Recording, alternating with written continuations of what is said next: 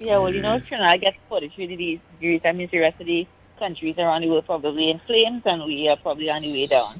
Well, we're not far from that now, so Yeah. just No, the keep our Sahara fingers crossed and keep praying. The Sahara Desert is particularly frustrating for me. That's one of the reasons why I'm having a little frog in my throat. Very bad allergies these days. No, but fortunately, it's not affecting me these days. Try stopping eating flour and see how it happens. When I stop eating flour, it stopped affecting me. Yeah, it's confounding a lot of people too with the rise of COVID cases because a lot of people think it's allergies because the symptoms are very similar, if not Yeah, yeah, you get kind of confused because you get the swollen eyes and the congested nasal passage and the sometimes cough. So Ragoobarsingh is back. Let's let him give us the results of the poll, and we get into your conversation, Dr. Ramlachan.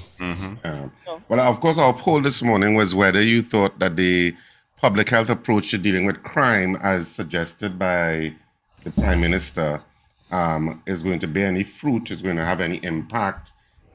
We had 24 people voting on the poll this morning, and of the 24, 21 people said no impact. They're not very hopeful that that's an option that's going to bear any fruit. Three people tried to keep positive and said yes, they think it will bear some fruit, but the vast majority of people, of course, are not enthused with that approach. Just don't think it's going to do anything. So you can continue to vote on this poll throughout the day, through all programming, and we'll give you the final result tomorrow morning, which will be Wednesday and midweek. So, Dr. Ramlachan, let's talk about mask removal and your thoughts on that in the context of where we are with COVID and what variant is it? I lost count. BA5 is the new one. BA5. BA.5, yeah. BA.5 and what BA.4 has a lesser effect. Well, I mean, most of the countries are moving towards some level of how shall we say it, removal of most of the, if not all, of the regulations, health regulations that started in 2020. And Trinidad and Tobago, of course, the government has removed the mask mandate as of Sunday. But as in most countries with the mask mandate removed, people still continue to wear masks in areas where they believe there's high risk. So, I mean, obviously we have to do it it's still mandated in hospitals and medical areas where, you're in contact with immunocompromised or sick individuals and medical teams and so on, at work. And that's understandable. But, even in the States and UK and so on, where the mask mandates have been removed months ago, you still see people with masks. And I myself have worn masks on traveling and things like that, even though, again, the mask mandate has been removed from a lot of these airlines and in a lot of these airports and stuff. And you still see most people would be wearing it, especially if they're sitting on a plane, especially if they're in an airport, especially if they're in a closed area where, they know that there's probably high chance of infection. So whether or not there's a mask mandate or not, that I don't believe should affect people's decision whether or not to protect themselves and their family with a physical barrier between, yourself and your mouth and your nose and your mouth against the entry of the virus. Do you think that it is a productive move given the continued rise in cases, although we're seeing less virulent manifestations? But do you think it'll end up being a precipitous of an increase in cases? Well, the cases are going to increase, and they have increased in most regions where mandates were removed for certain things, especially the isolation mandates and the, opening back up and all those kinds of things. So we're going to see an increase, and unfortunately for us, it's coinciding with the rapid increase of the BA.5. So right now, around the world, if you look at the statistics for today, it's almost twice as high or three times as high, I should say, as what it was 2 months ago in May. And that, of course, was translated back in January, where it was 10 times as high when the Omicron first took over, pretty much. And then as each variant of Omicron has reared its head, we've had increasing cases, right? And that, of course, has coincided with movement around the countries and all of those kinds of things. So we're going to see an increase. We are seeing an increase right now. worldwide and in Trinidad and around the region, and around the Western, hemisphere, which is where we are. But what we're seeing is people are, of course, implementing re-mandates. In other words, they're putting back into the mask mandates, or they're locking back down if the cases are increasing to a certain level. So we've seen that in parts of China, we've seen that in Macau, we've seen that even in parts of the United States, where certain regions and areas are putting back the mask mandates once they've crossed a certain threshold of cases. So that's always on the table, and I think, I'm assuming the government of Trinidad and Tobago will act like all other regions, and if it is that things don't look like they're going to get any better and they're only getting worse, then they might have to re-implement the mask mandates, for instance, or things like that. And I believe that that's something that they've said, and that's something that's been done in the rest of the world. The Prime Minister did indicate that's an option. Dr. Ramlachan, since we've been in this almost 3 years now, I've realized a pattern. How much is summer going to play a role in higher transmissions in other countries? I mean,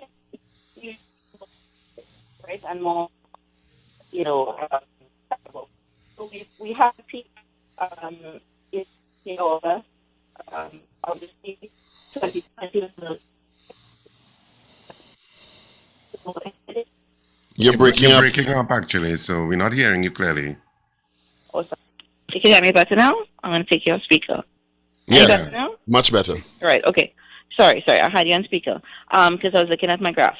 So it did increase, and it does increase usually August, July, August, and of course December, with the increased travel, and that's really what happens. So when you have the vacation time like Christmas, and you have the vacation time like summer, and August vacation, as we call it here in Trinidad and Tobago, you're going to have increased numbers of people moving around and moving between countries, and that's when higher transmission occurs. That's when higher infection numbers occur. So yes, naturally we would have expected this to increase, but what's unusual is the rate at which it's increasing because of the BA.5, and that's what's concerning us. So the BA.5 is the original Omicron mutated yet again. So I always come on here and I always say, well, that's one of the problems we have is when we're dealing with the mutations that we know and the variants we know, and we are able to assess how our detection is able to find those variants and our vaccination is able to prevent against those variants causing severe disease and death. We're able to speak well and with knowledge. However, when it says you have these new variants, for example, the BA.5 has 3 or 4 more new mutations in the spike protein. And if you remember, the spike protein is that grappling hook that hooks onto your lung cells and gets in, right? And that's what changes, and unfortunately, that's what a lot of our defense designs are against, in particular the vaccines, and our detections, in particular the antigen and the RT-PCR, are designed against the spike protein. And what's happening is that because it's mutating so far away against the original ones that we had, and that was back in the alpha days and beta days, we're having a less ability to detect and less of a efficacy of our vaccines against these new variants, which is what we knew would happen because coronaviruses change, or there was a chance it would happen, I should say. We can predict the future, but we could tell you, most scientists could tell you with most certainty that a coronavirus is one of the most antigenic viruses, which means it changes and it mutates. And that's one of the reasons why we have never been able to vaccinate against a cold virus successfully, because it changes so much. We're unable to get that efficacy. So we lucked out with the SARS-CoV-2 virus. We got really good vaccines. We got them very fast, and they were very effective. They had very high efficaciousness, and they were very effective. But what is happening, and what we knew would probably happen, is that over time they're changing, number one. Number two, people have been vaccinated, in some cases, almost a year ago. So their immunity has been what we call waned. That means it has reduced over time, which is what we know would have happened.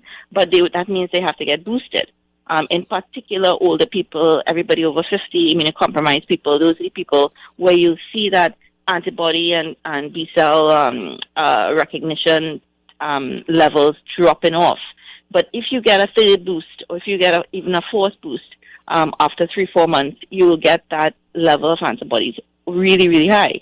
And we could actually get that reaction to be a lot better. So what we're seeing now is a lot of people saying, that vaccine is working because I get vaccinated and I still get COVID-19. We knew that would happen, but did you die, right? Did you get severe disease? Were you hospitalized? And that is really where the end game is. We have to prevent as much of that kind of infection from occurring. And the only way to do that is through really, mask wearing and vaccination tests. It makes sense to be able to prevent that transmission. And as we see the more and more highly transmissible variants appearing, we're going to have more disease spreading. But the issue of the mutations, and I know vaccine manufacturers are trying to come up with variations of the vaccine that particularly target these Omicron variants. I think which they expect to release. Yeah, they expect to release. We already have a couple more of them, as the year progresses. How much is our public health sector looking at that as booster shots? Because it seems to me as if the Ministry of Health is frustrated and they're like, we ain't going to get any more vaccines. Where it is, what it have. That's the kind of that's the kind of impression I'm getting from the Ministry of Health. Well, I do not work for the Ministry of Health, so I cannot speak to the Ministry of Health. I'm a public citizen who just speaks on their personal knowledge. So, I would like to say that we should have more available vaccines as they come out, in particular the multivariant vaccines, which is what you call any multivalent vaccines. So we have them in the past, and we've utilized them for other diseases. So like our 6-valent vaccine that we utilize for our newborns now, and we give them their boosters at 3, 6, and 1 year, are all multivalent. So they have several different viruses, antigens inside of them, and we have protection against several different viruses. Similarly, vaccine manufacturers have done the same with the COVID-19 variant. So they've tried to make these multivalent vaccines, and they seem to be quite successful, including, of course, the Omicron variant and some of the mutations that we know. There's also new vaccines that are against different areas or more conserved areas of the genome of the virus, which gives you an even better chance of covering against all, right? And in some cases, all coronavirus. So there's actually a vaccine that's coming out probably in September, if approvals are all given, September, October, that is against all beta coronaviruses, which is fantastic. So that's going to give you that even extra edge. So there's a lot of options coming out. There's a lot of successful vaccine trials that have been reported and are awaiting processing from the powers that be in their countries that they're being developed.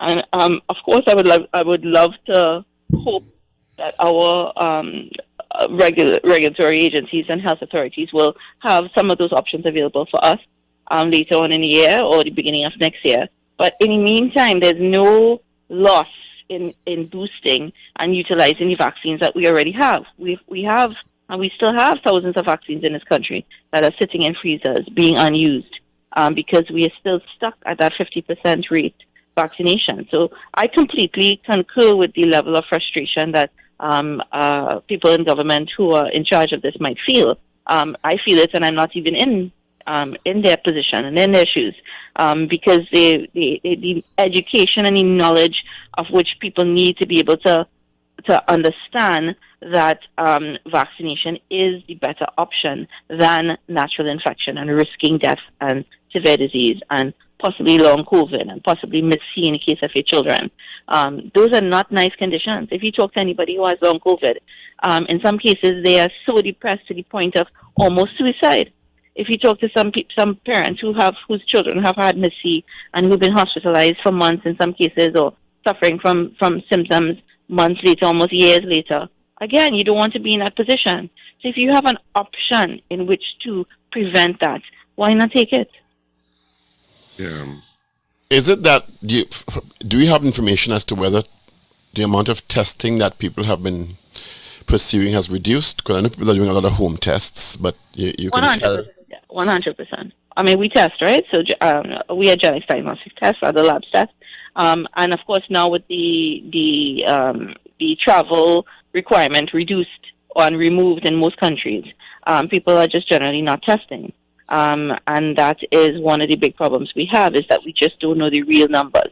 So what some countries have done, and I think I mentioned this last time I came, was to look at sewage outflow and test batch samples from hospitals, and and test batch samples from communities and those kinds of things. And they're able to actually see the rise. And that's how come we know it's rising really rapidly in a lot of countries who are still in the throes of reducing regulations and, of course, reducing testing. But we could still tell because of these samples. In addition, that's how they were able to detect the polio in England. Huh? The polio outbreak a few weeks ago was in fluid samples initially, and then eventually in hospital samples from people who were showing symptoms and those kinds of things. So we're able to use that as an epidemiological measure.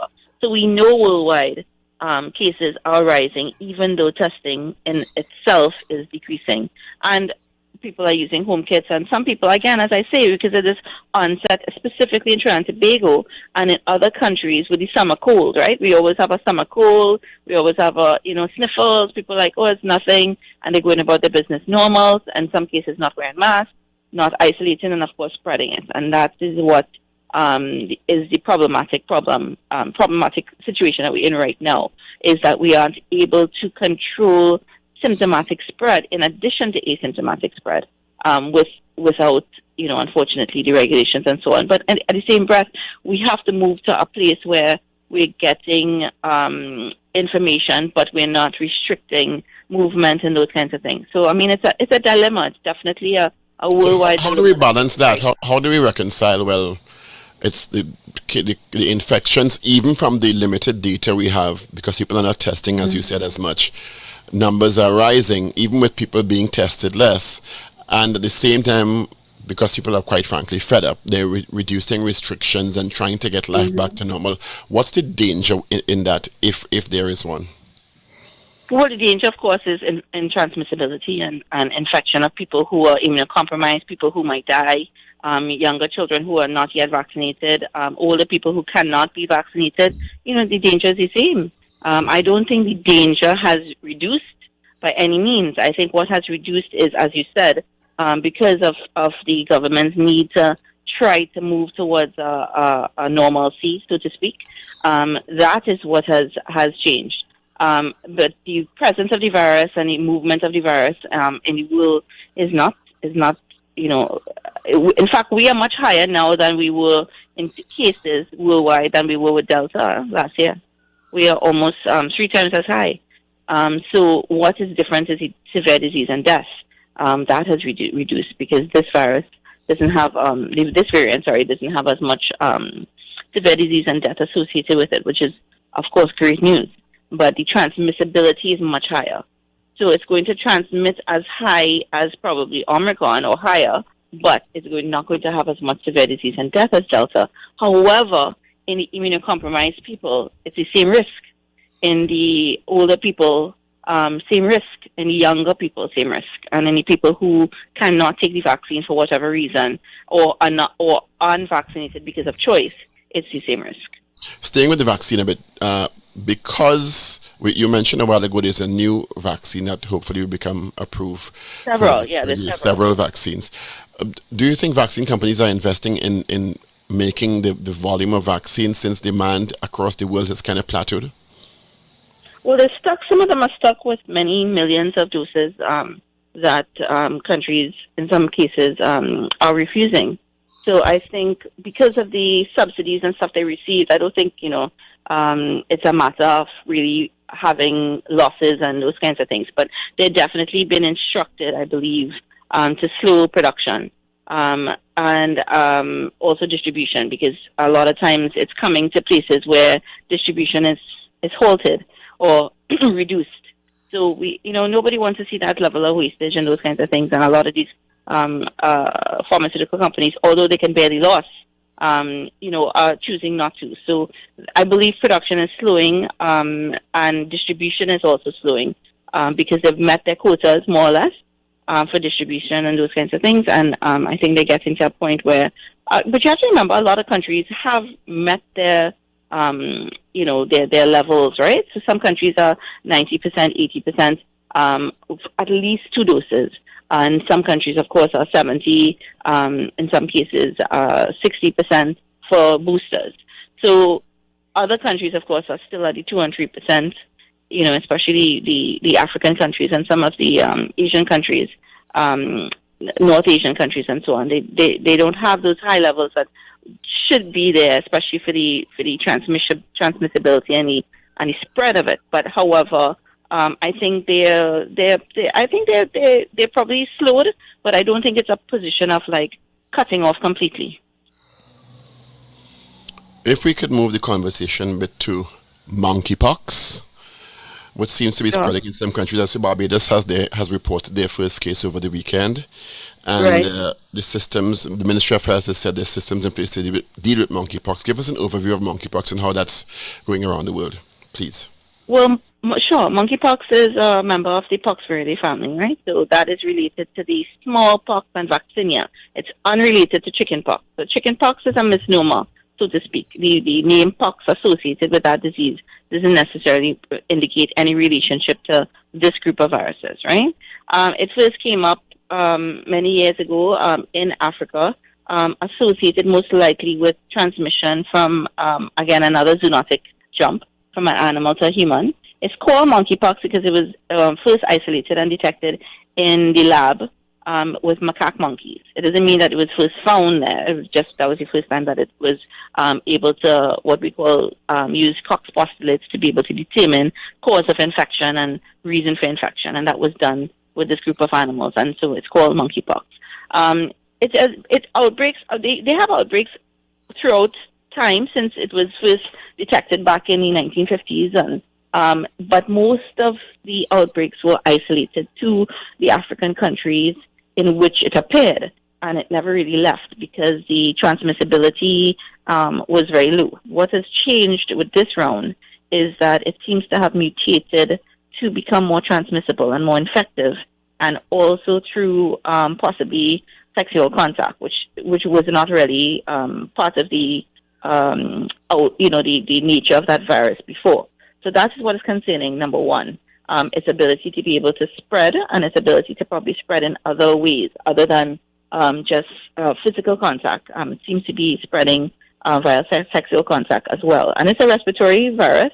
It's droplets, right? As well as if you touch the lesions that are infective, while they're still infective. In a similar way to the original smallpox, if it's dry. So is it that you have to have physical contact to transfer it, or to have it transferred to you?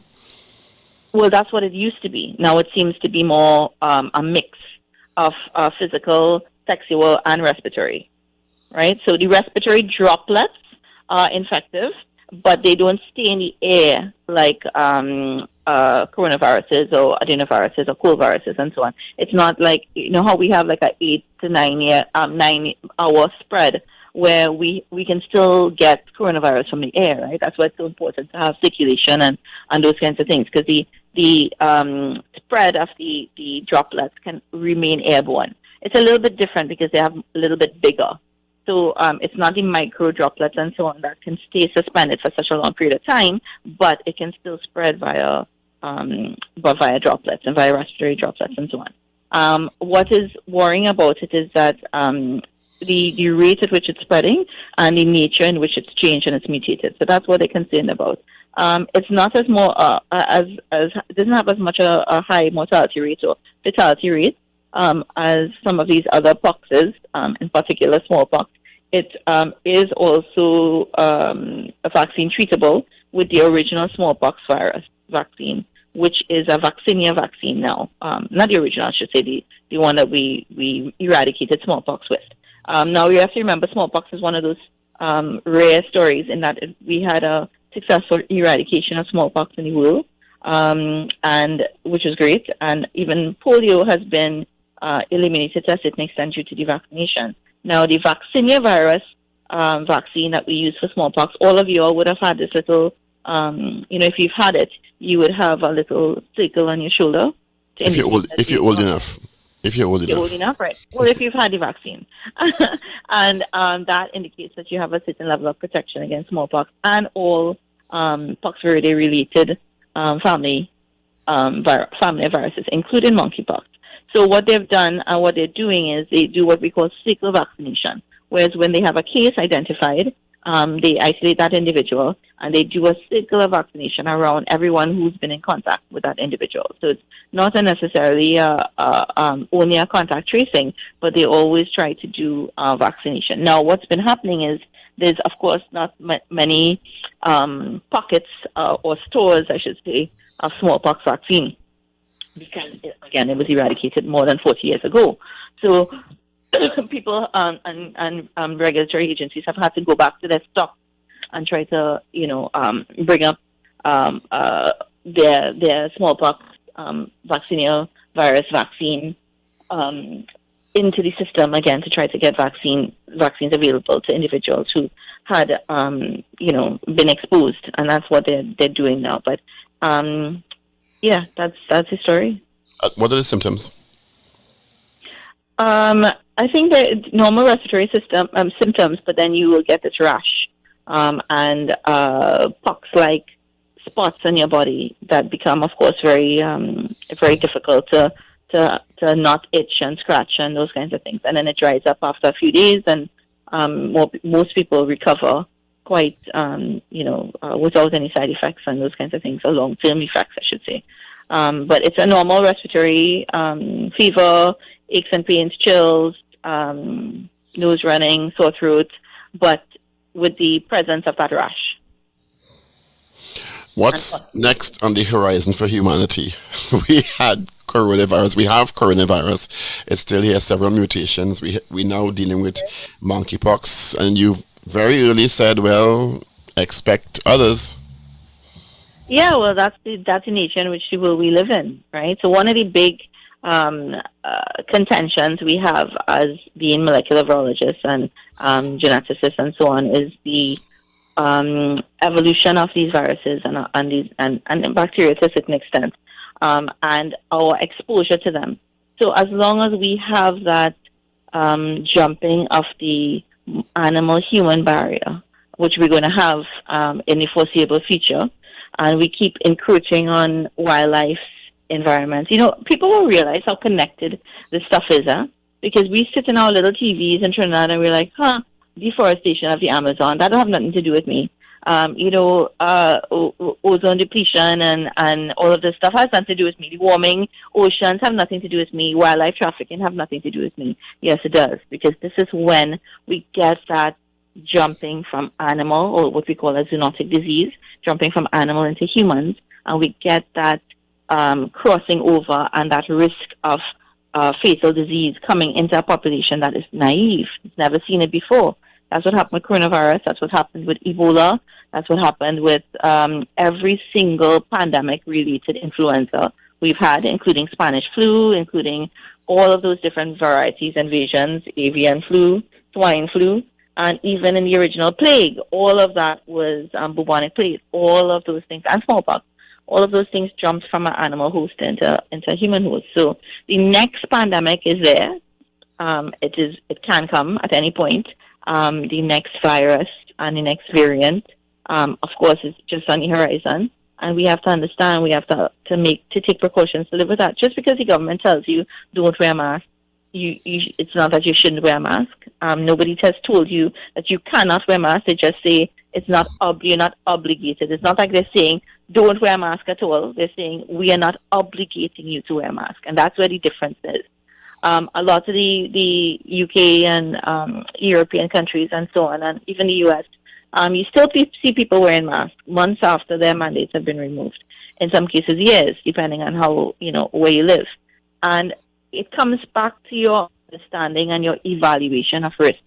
And people who do betting and people who do horse racing and things have a better idea, and people who, of course, gamble and those kinds of things may have a better idea of understanding risk. If I tell you your chance of getting a blood clot or something from this vaccine is 1 in a million, and I tell you your chance of dying or getting very sick from the coronavirus, COVID-19, SARS-CoV-2 virus, is 1 in 1,000. Betting people understand very well the risk of the odds are much better. As scientists say, probability science. Yeah, well, and I mean, a lot of that is the inability to understand statistics, huh? Mm-hmm. And I think it starts with education, as we all know, is failing in many countries, including Trinidad and Tobago, with this basic understanding of science and of math. Really, is what it is. Because it's a mathematics game. If you understand that, and you understand, well, okay, if it is that we stop wildlife trafficking, if it is we stop trying to have the exposure of these animals to humans, and stop humans trying to use these animals as pets or food or whatever it may be, or living in close quarters, encroaching in the environment and cutting down their entire area where they have no place to nest or sleep, and they have to come close to our habitats in some cases.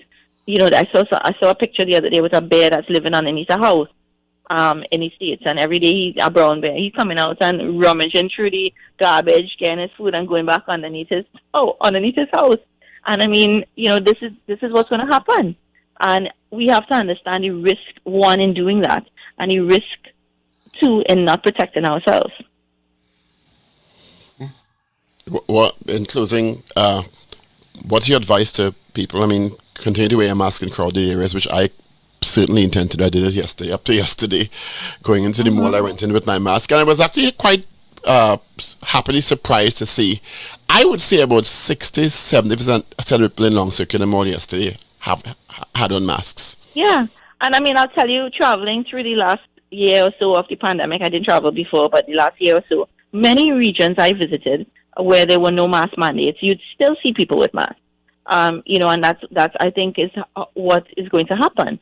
If you remember the previous SARS in Asia, people wore masks for years after, in the early 2000s. And even with the avian, it became a normal way of life. Mm-hmm. Yeah, it became a normal way of life for them. And I think that is probably something we have to evaluate and we have to understand. You have to remember, too, in the very beginning of this, they were like, oh, you didn't have to wear masks, right? Remember that? Back in 2020 when it happened, they were like, oh, nobody have to wear a mask. Well, I was wearing a mask because I understand the concept of respiratory viruses. And I'm like, it's in the air, we wear masks. And my entire family were instructed to wear masks months before it became a thing. And we don't really care. At the end of the day, you have to understand that if you're protecting yourself and your family, you shouldn't care. Oh, people will be like, oh, she wearing a mask, what happened to she? They don't have any mask mandates anymore. Who cares? Because you are protecting yourself and your family, especially if you are in a place where there's going to be high transmission. You're traveling, you're in an airplane, you're in a bus, you're in a taxi, you're in a maxi, you're standing up in a large crowd, you're going to fest, you're going to party, whatever it is. Wear your mask if you feel more comfortable wearing it. Don't let anybody tell you not to. Protect your family, protect your children, because it's imperative, especially with the increased transmission of these new variants and so on, that we do what we can. Get vaccinated, get boosted. There are vaccines available for 5 and over in this country. Soon, probably, they've said they're going to bring the 5 and under when it becomes available later on in the year. Try to get to the point where we are able to protect them, because why take the risk? Remember the odds. Remember your gambling. Remember you're betting on the horse. You're betting on a horse that have a 1 in 1,000 chance of killing you. Why do that? Bet on a horse that have a 1 in a million chance of causing issue instead. That would be my last words. Thank you so much. Take care of yourself and your family. It's always a pleasure. Yeah, I also have to say, send your children to camp, send your children outside in the yard, let them run around barefoot, let them get sun. This is the time for them to be able to enjoy life. It is August, summer break, or August break as we call it here. Do not prevent them from having that. If you need to have that outdoor fun, let them do it. Let them be outside as much as possible. Try to stop the indoors, air condition, close off, no fan. They've been enough too much.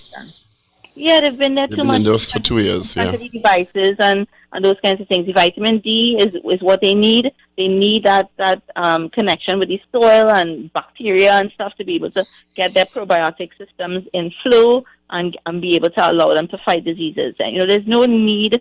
Some people. I just wanted to say one more thing. One person had brought up one day, listen, this mask wearing is preventing our natural immunity. and we have to take off our masks and expose our children to all the diseases. And I mean, oh, come on, right? At the end of the day, the mask could only do so much. It's not going to protect you against all infections.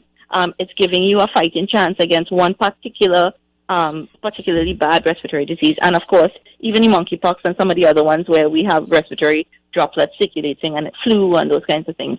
But it's not going to stop your immune system. Your immune system is going to develop, and your immune system is going to respond regardless of what, right? You have to give it a fighting chance.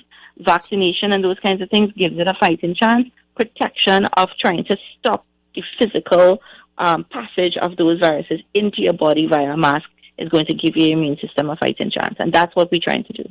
That's what we're trying to achieve. Nicole, you mentioned camp for kids and things. How should a parent prepare their kids for camp? Well, I mean, usual, right? The sanitize and all that stuff to a certain extent. Some camps are requiring masks, some are not, depending on, the situation. Of course, the sports camps don't require any masks, and neither should they, because you're outdoors, right? So the ones that where it is you're running around outside playing football, cricket, whatever, there's no real need for that because you have the natural circulation of air. You're not standing up on top of each other. You're not in a closed environment. Those kinds of things are okay. But let them travel with their mask. Let them sanitize. Let them wash their hands often. Water is very important because, again, we mentioned the heat at the beginning of the interview, and it's very hot these days. But, the mask will even prevent them from getting a lot of the allergic reactions with the Sahara dust and those kinds of things as well. So that's one thing to think of. But just be careful, have the normal level of precautions, but be sensible with it. Right? If they're in computer camp, if they're in computer camp and they're sitting down in a room for 8 hours with the AC on, obviously, it's probably recommended that they should wear a mask, right? So those kinds of things. If they're outside, it's fine. If you're at the beach, it's fine. So think about it and kind of act sensibly when you're making your decisions with your kids this summer. And enjoy it. Have a good time. Yeah, live your life. Dr. Ramlachan, thanks so much. Thank you so much. Have a great day, as usual. Pleasure. Thank you, Nikki. You guys too. Take care and have a good rest of the Recording summer. stopped. All right, you too. All the best to you, Nikki. Bye-bye. Stay safe. To you too. Bye-bye. Go out and live your life. Like you're playing wear a mask indoors in crowded areas. See? Yeah. Masks are still important indoors, especially if you're in small proximities. Or close proximities, I should say. Small areas. So, here we go. We had to live with it, so... We are living with it. Yeah. We are living with it. We're living we have with to it. live with it. We have no choice in the matter. You have no choice but to live with it, in a sense. Mm-hmm. So, it is what it is. Well, we have been living with it for 2.5, almost 3 years, so... Yeah. I just wonder how long this whole mask thing is going to stay. As long as you want to. You wear your mask when you want. If you feel you're going into an area or you are in a small office or a small room with a lot of people, put on your mask. And when you go outside, take off your mask. But you said you went to Long Circular Mall yesterday. I went on Park Street yesterday, and I would say 50% of the people, it was a 50-50. And that's outdoors. And that was outdoors. Yeah, I wore mine. Indoors Long Circular, I would say 60-70% of people had on masks. Mm-hmm. So they didn't really. People without masks were in the real minority. Because people still ain't playing. I think people are still going to be carrying around their mask anyway because you don't know which business is going to require it. Yeah. Mm-hmm. But some businesses are requiring that you wear masks, some are not. Yeah. So you don't want to take the chance that you have to go X place. And government agencies. Yeah. But government agencies can come up with their own thing, Yeah, their own protocols. Depending on their own physical and environmental circumstances. Yeah, so some may not require a mask, I don't know. Which would be strange.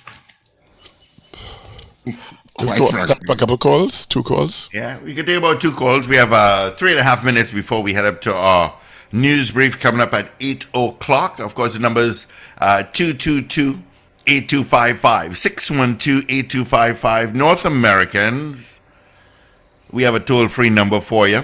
It's 866-525-1099. Of course, on our message board and on our app, you can send us a message via that.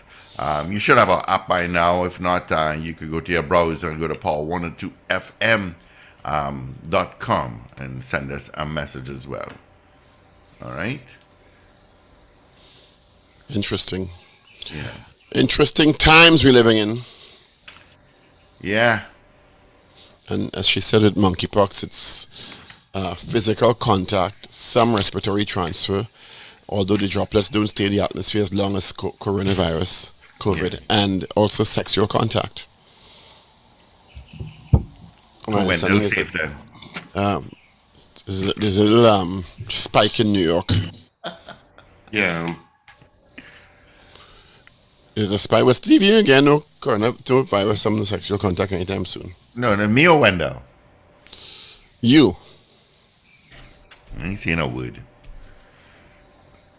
Well, then all of you all are safe. All are safe. You all are safe. Speak for yourself. Oh God, speak for yourself. You can't talk for nobody else. And I speaking for you. Hey, I'll take my salad today, bro. I'm not responsible for feeding you, Steve Kennedy. Keep that in mind. You said you were going to buy me a chicken salad. I want it today. I never said that. You asked for chicken salad. Did Paul Richard said he was going to buy me a chicken salad? Yes or no? I've seen somebody so obsessed with food. Let me tell you. You are obsessed with food. I'm driving out yesterday afternoon. You going for food? It was 12 o'clock. Steve, no. It was 12 o'clock. Mr. Patrick, save me. And he's... Yeah, all right, yes. Origin boy, you have been that corner. Let me turn off this camera, because I would cuss here. Is your mic getting me to turn off, Paul? Not your camera. I want you to hear the cussing. I want you to see me cussing. Oh, okay. There's a difference. Okay. Yes, Mr. Patrick. Good morning. Morning, everybody. Paul, everybody. Good morning. Morning, Mr. Patrick. Yes, sir. I ended up in a mall, downtown Van with C3 Mall. You went far, boy. Yeah, I went down to Pinal yesterday. You could have bring some doubles in glory. I went right there. I buy some doubles in. You're here again, Mr. Patrick. Obsessed with food. You go on C3, you want food. He can't help it. Food. Mind you, down that side of the country right now just had a bit of flooding, huh? All right. It's pouring in Grandy and Valencia. Patrick, Mr. Patrick. Yeah, so I went to the mall and I said, a very nice mall, you know? And I realized a lot of people wearing the mask still, you know? A lot of people wearing the mask still. So I and a guy was talking, he said, boss, I wear my mask because I get COVID. That's what he tell him, right? So it's up to you to wear your mask if you feel unsafe. Did you wear your mask, Mr. Patrick? Of course, I have my mask in my pocket. When I see this thing looking at kind of like on my mask. Yes, sir? Mm-hmm. Here, right. Dr. Christopher Rowley talk about crime as a public health issue. Yeah. I remember Patrick Manning was saying that crime was a social issue. You remember that? He said crime was a social issue. When you look at the people who committed crime, it was a socialized issue. So I believe we Prime Minister now are trying to link the both together and say, well, it's a public health, because once you have a social issue, it will become a public issue. Yes, sir? But you have to go in all the areas where it have socially depressed situations, school and everything, and try to deal with the people in education. I don't know how far they will reach that, but it's a good try. Yes, sir? It's a good try, because once you're not socialized properly, you can end up in any side of the fence. Yes, sir? Mm-hmm. All right. Thanks, Mr. Patrick. All right, we'll take some calls in the next hour on the other side of 8 o'clock. Let's get into our news brief. It's all courtesy Champ Flair Auto Services. This is your news bulletin from Power 102 Digital.